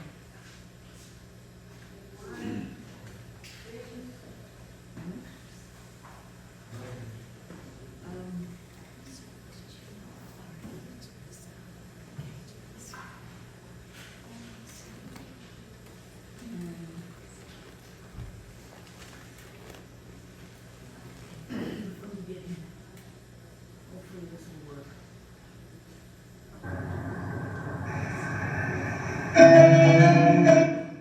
I left the House of Hope in Hebron, traveling south towards Area C, area totally controlled by Israeli military, past rich farms and orchards showing that the Palestinians on their own could sustain life quite comfortably. Here's even a factory.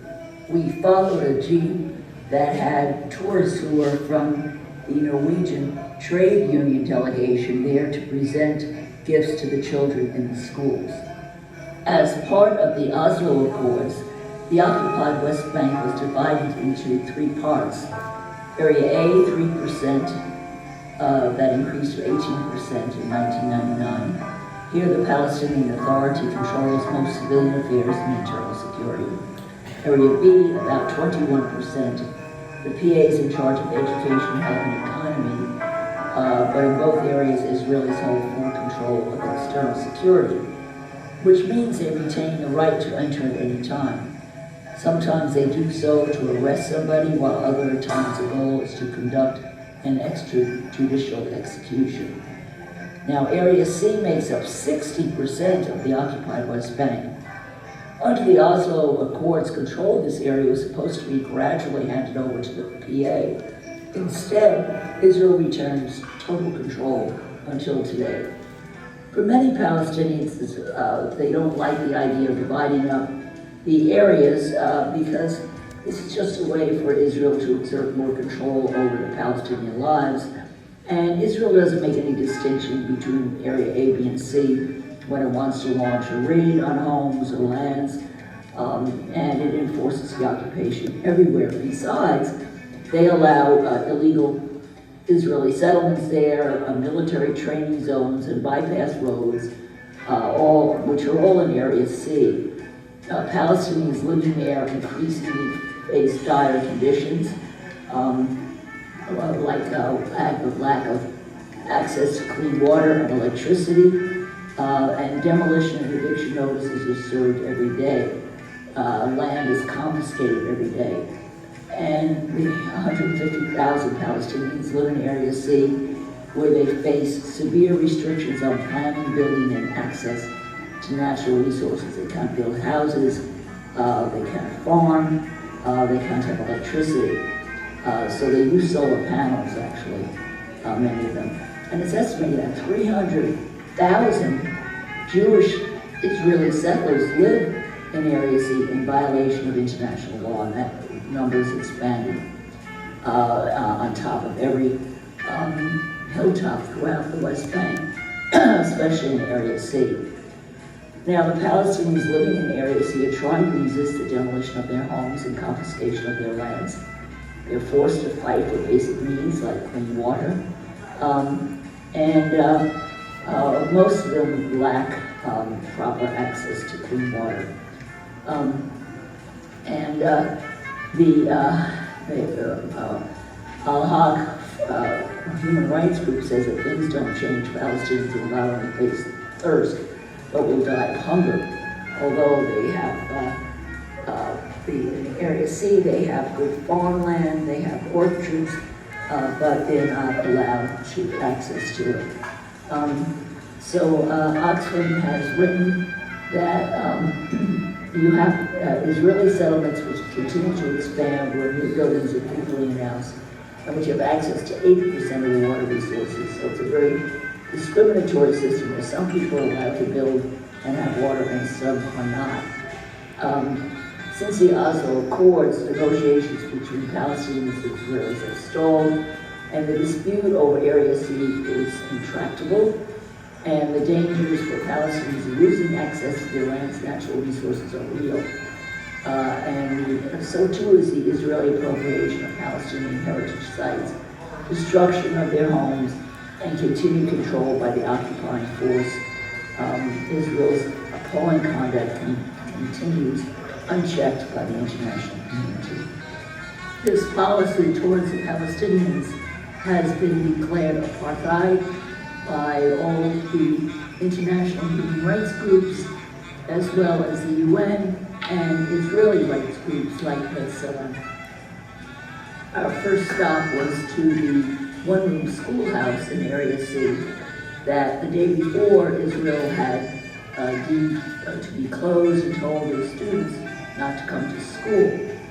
It confiscated their school buses, confiscated the car of the teacher, and detained the principal. Despite this, 2 children who could walk, who lived locally, showed up at the school. The teacher got a ride, and we had a wonderful ceremony where the Norwegian trade delegation presented gifts to the students, school supplies for the students. The students then made a lovely speech thanking them, and also said that they knew Israel did not want them to learn, they did not want them to be smart, they wanted them to stay stupid, which was very heartbreaking to hear. The Bedouin community leaders, however, made it clear that no matter what, the children would continue their education, whether it was in a tent or a cave. We then drove past demolished houses to a Bedouin's cave that where he was living after his house was demolished using solar panels for electricity, and he explained the perilous situation for the Palestinians living in this area that Israel has declared a military zone. We visited the head of the group that Masa Faryata, that is trying to help in this situation. And now we have video from Al Jazeera further describing the situation.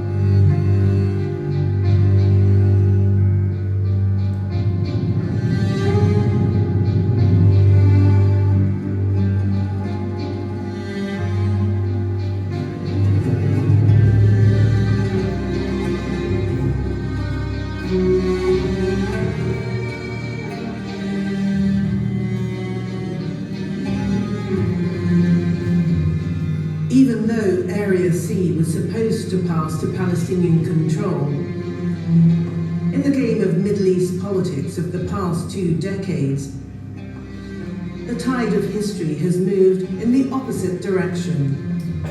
Israel has retained control of an area comprising over 60% of the West Bank. A whole people has been affected, and individual communities have suffered. like the villages of El Maleh, Kaffa Kadum and Aqaba. قرية العقبة هي قرية كانت عقبة في وجه قوات الإنجليز هذا بعد ثورة 36 أو قبل وبعد، وسميت قرية العقبة لأنها كانت عقبة في أمام قوات المحتلين، وكان بيسكن فيها قبل الحرب عام 67 عشرات العائلات. القوات الإسرائيلية بعد حرب عام 67 أعلنت عن قرية العقبة وجميع أراضيها منطقة عسكرية مغلقة، وقامت عليها وعلى أراضيها 3 معسكرات لتدريب قوات الاحتلال، مما أدى إلى إصابة حوالي 50 مواطن بين شهيد وجريح ومعاق، مما أدى إلى نزوح أكثر المواطنين من هذه القرية إلى القرى المجاورة.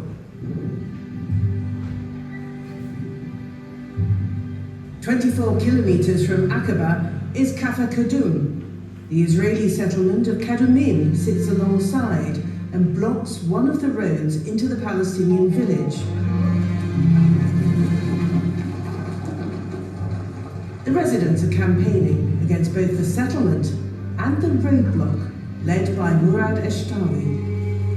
قرية كفر قردوم قرية فلسطينية صغيرة تقع على مساحة 24,000 دونم، جميعها أراضي زراعية وتتبع إداريا إلى محافظة قلقيلية. بدأت معاناة قرية كفر قردوم منذ مطلع الاحتلال ومنذ الاحتلال الإسرائيلي لأرضنا الفلسطينية في عام 1967، وبدأت تتضاعف حجم المعاناة بالاستيلاء على الأراضي وإقامة المستوطنات، خاصة مستوطنة قدوميم التي أقيمت على أراضي قرية كفر قردوم منذ عام 1978، وبدأت تمتد لتسرق المزيد من الأراضي المواطنين لتصبح في هذه الأيام 5 تجمعات استيطانية كلها أقيمت على حوالي 4,000 دونم من أراضي قرية كفر قردوم البالغة 24,000 دونم. وتضاعفت معاناة الأهالي مع استمرار اعتداءات المستوطنين حتى بلغت ذروتها في عام 2003 خلال انتفاضة الأقصى الثانية، عندما قرر الجيش الإسرائيلي إغلاق الطريق الوحيد لقرية كفر قردوم،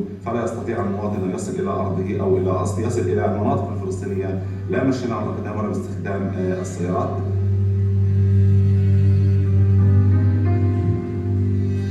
El Maleh has suffered from the Israeli appropriation of property for military training.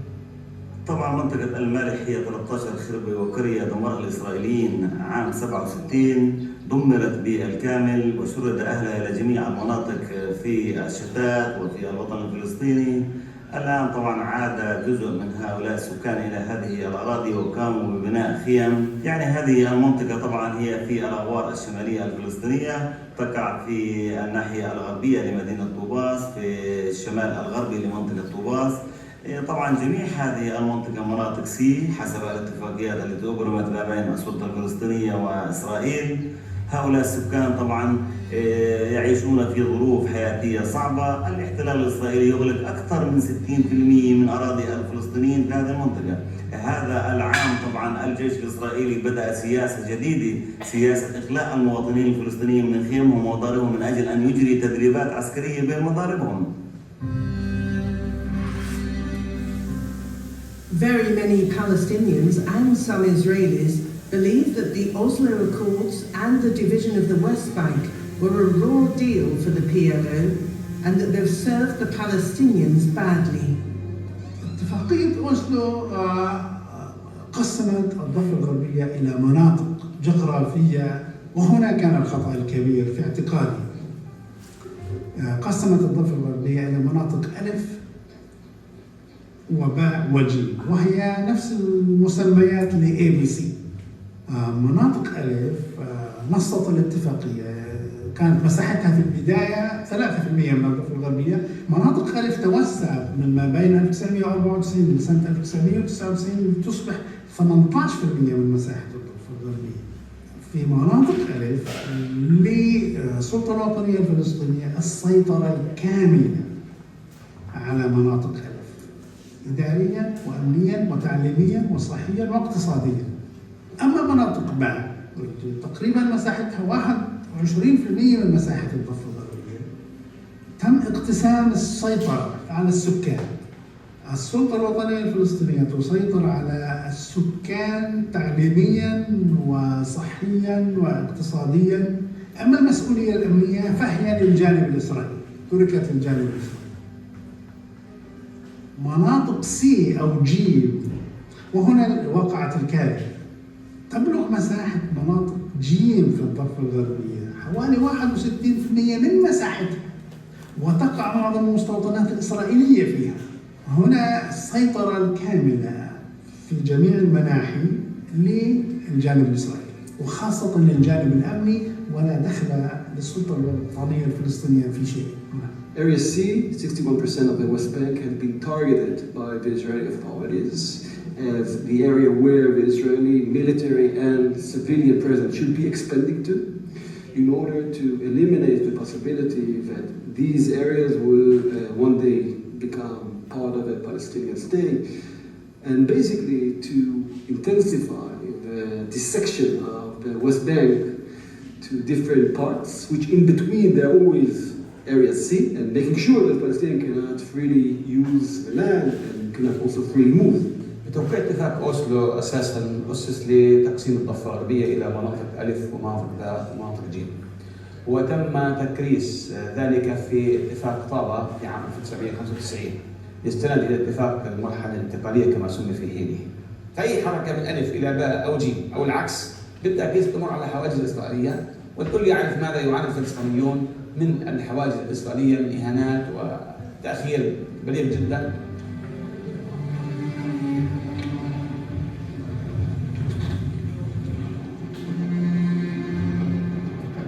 الامر الاكثر خطوره ليس المتعلق بالشارع الرئيسي، وانما ان الاحتلال الاسرائيلي يريد السيطره على الاراضي التي تقع على جانبي الطريق، والتي تقع ضمن تصنيف سي حسب اتفاقيات اوسلو حوالي 200 متر الى الشرق من مكان جلستنا هذه. وهذا يعني تهديد واضح بان الاحتلال الاسرائيلي ليس فقط مهمته اغلاق الشارع الرئيسي بحجج امنيه واهيه، وانما الهدف الاساسي هو السيطره على الاراضي وتوسعه مستوطنات القدومين لتصبح اكثر اتساعا واكثر انتشارا واكثر سرقه لاراضي المواطنين المزارعين من قريه كفر قدوم.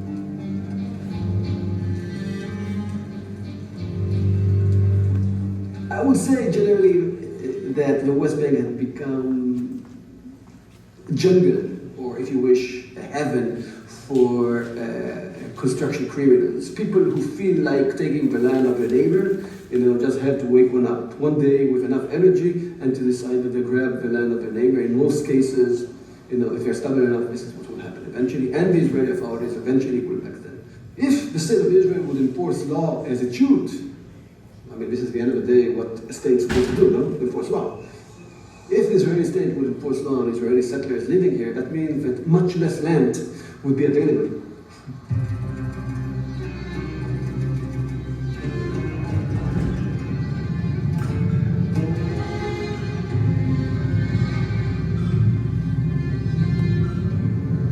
أصيبت بالتاريخ 28/6 عام 71 بثلاث رصاصات من قبل قوات الاحتلال أثناء التدريبات العسكرية في قرية العقبة، مما أدى إلى إصابتي بشلل نصف التام. ما تزال إحدى هذه الرصاصات بالقرب من القلب حتى هذه اللحظة.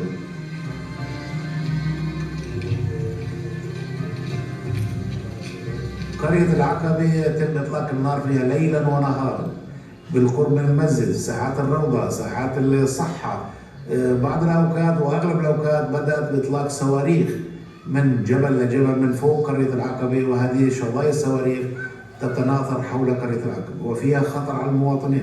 القوات الإسرائيلية تقوم يوميا بتهديدنا بإزالة القرية كلها عن الوجود، وباستمرار تطلب منا أن نغادر قرية العقبة إلى قرية ياسين بالتفاهم مرات بالقوة، ولكن احنا نرفض رفضا باتا لا بالتفاهم ولا بالقوة.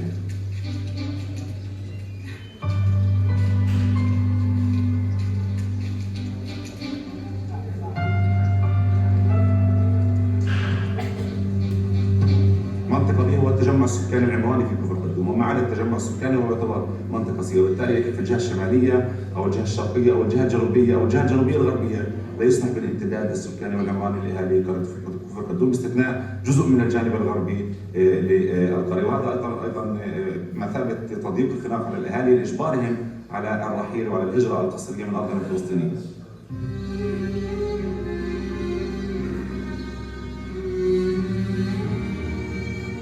في هذه المنطقة إذا حكينا عن 2012 ل 2013 تم تدمير 350 منشأة فلسطينية، المنشأة كخيمة وكحظيرة حيوانات في هذه المنطقة. لدينا الآن أكثر من 1300 منشأة منظرة من قبل الإسرائيليين لهدمها في هذه المنطقة. يوميا هنالك عمليات هدم، يوميا هناك إخطارات ترحيل، يوميا هنالك قرارات بالاستيلاء والمصادرة على الأراضي.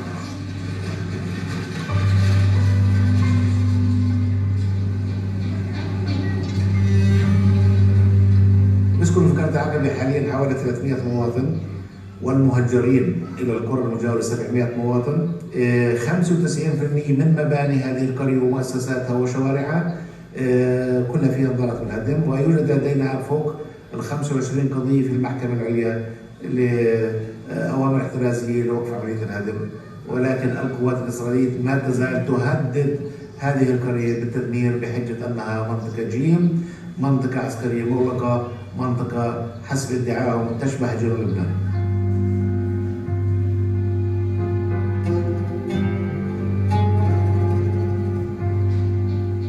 ولكن احنا بعد ما وصلنا الى هذه المرحله بدانا العمل من تحتي شجره هذه الخروب، لانهم بيحرمونا من حتى هذه اللحظه من بناء مقر مجلس القروي، ونقوم باداره شؤون البلد من سنه 98 بعد اتفاقيه اوسلو من تحتي شجره هذه الخروب، ونحاول اعاده المواطنين المهجرين الى قريه العقبه لانها اراضينا المملوكه لنا بالضبط.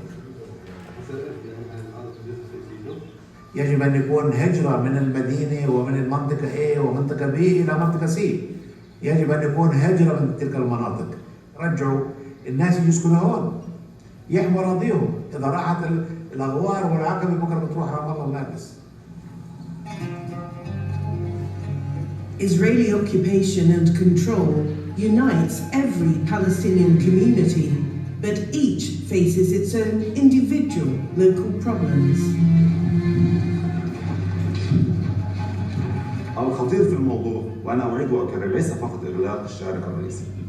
الخطير في الموضوع أن هذه المستوطنة التي أقيمت على حوالي 4000 دنم من أراضي قرية كفر قدوم ترفض بلديتها أن تضع سياج أمني كباقي المستوطنات، وهذا ما يوقفنا ويوهبنا في كفر قدوم. أي أنهم يعتبرون أن حدود مستوطنة قدومين ليس لها حدود. لذلك لا يستطيع المواطن أن يصل إلى هذه الأراضي إلا بتنسيق أمني مع الإسرائيليين، ويعطى مرة إلى مرتين في خلال العام. لذلك نحن الآن أمام مفترق صعب، أمام مهمة قوية جدا وخطيرة، هي استمرارنا للمقاومة الشعبية ليس فقط من أجل فتح الطريق، وإنما الحفاظ على 3000 دنم مهددة بالمصادرة لصالح الاحتلال الإسرائيلي وصالح توسع مستوطنة قدومين أكثر وأكثر على حساب أراضي المواطنين. Murad Ashtawi's fight is uphill, and his cause a passionate one.